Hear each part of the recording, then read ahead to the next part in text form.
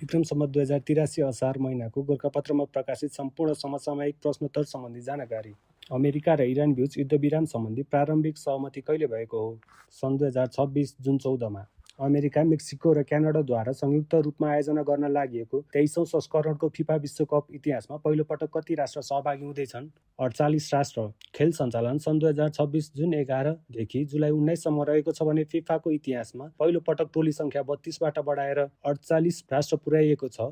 तीनवटा देश America, Mexico र क्यानाडाले संयुक्त रूपमा विश्वकपको आयोजना गरेको छ। प्रदेश सरकारद्वारा आर्थिक वर्ष 2083-84 को लागि कहिले बजेट सार्वजनिक गरियो? विक्रम सम्वत 2083 असार 1 गते। 7 प्रदेशद्वारा प्रस्तुत बजेट।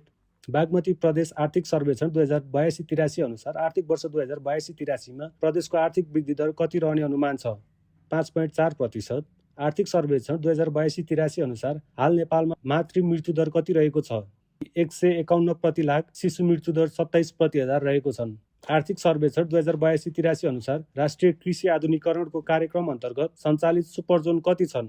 21। हाल नेपालमा बहुआयामिक गरिबी कति रहेका छन्? 17.4%।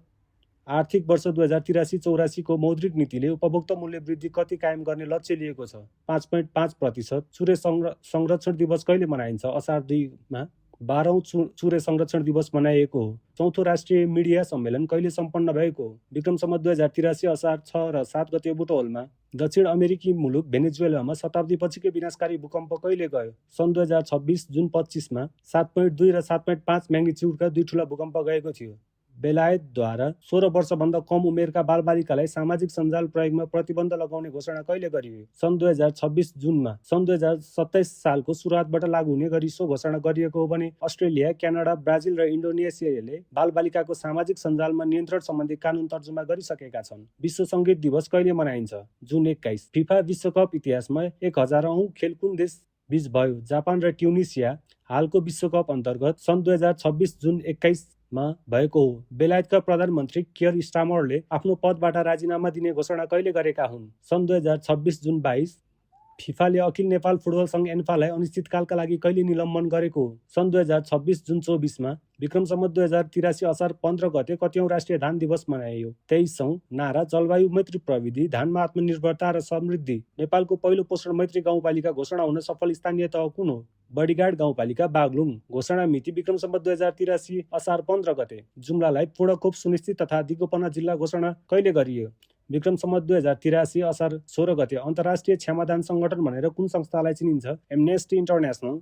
यसको प्रधान कार्यालय लन्डन, बेलायतमा रहेको छ भने स्थापना सन् 1961 जुलाईमा भएको हो। नेपालमा कहिलेसम्म सबै नेपालीलाई स्वच्छ खानेपानीको पहुँच पुर्याउने लक्ष्य लिएको छ? सन् 2030 सम्म। विज्ञापन नीति 2083 कहिले स्वीकृत गरिएको हो? विक्रम सम्वत 2083 असार 18 गते।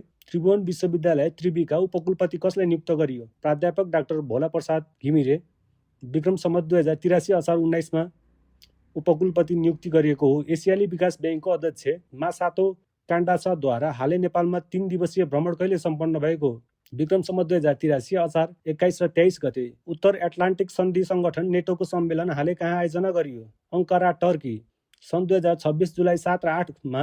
सन् 2026 जुलाईमा संयुक्त राष्ट्रसङ्घीय प्रहरी प्रमुखको 5औं शिखर सम्मेलन कहाँ आयोजना गरियो? New York, America. सन् 2026 जुलाई 7 र 8। हाल नेपाल सरकारको मुख्य सचिव को रहेका छन्? गोविन्द बहादुर कार्की। विक्रम सम्वत 2083 3 महिना 24 मा नियुक्ति गरिएको हो। सन् 2026 जुलाईमा क्यारिबियन सागरमा फेला पारिएको नयाँ समुद्री जीव समुद्री स्लगको नाम के राखिएको थियो? अल्डिसा भोजिनिया। फिफा विश्वकप 2026 मा केप भर्डेका गोलरक्षक भोजिन्नाले गरेको उत्कृष्ट प्रदर्शनको सम्मानमा दिगो विकास सूचाङ्क 2026 मा नेपाल कतिौं स्थानमा रहेको छ?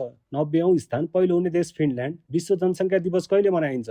जुलाई 11। विश्वको सबैभन्दा बढी जनसङ्ख्या भएको देश भारत हो भने सबैभन्दा कम भएको देश भ्याटिकन सिटी। आधुनिक कतार निर्माताका रूपमा परिचित एवं नेपाली श्रमिकका लागि रोजगारीको नयाँ ढोका खोल्दै कतार नेपाल सम्बन्धमा नयाँ आयाम थप्ने कतारका पूर्व अमिर शेख हमद बिन खालिफा अल थालानीको निधन कहिले भएको हो? सन् 2026 जुलाई 12। 74 वर्षको उमेरमा। उनलाई कतारमा फादर अफ अमिरका रूपमा सम्मानका साथ लिइन्छ।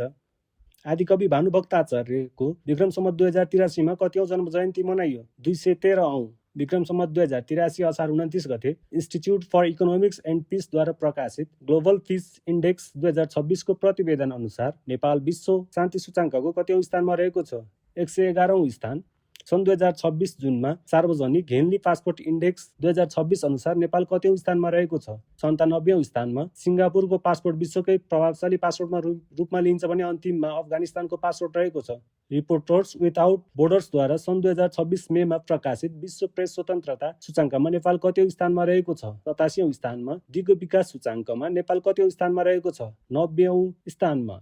बोनस क्वेसन 13औं म्युजिक खबर अवार्ड म्युजिक खबर दीर्घ साधना सम्मान 2082 बाट सम्मानित हुने कलाकार को हुन्? वरिष्ठ सङ्गीतकार Sambhujit Baskota. Please subscribe the channel for more update. Thank you.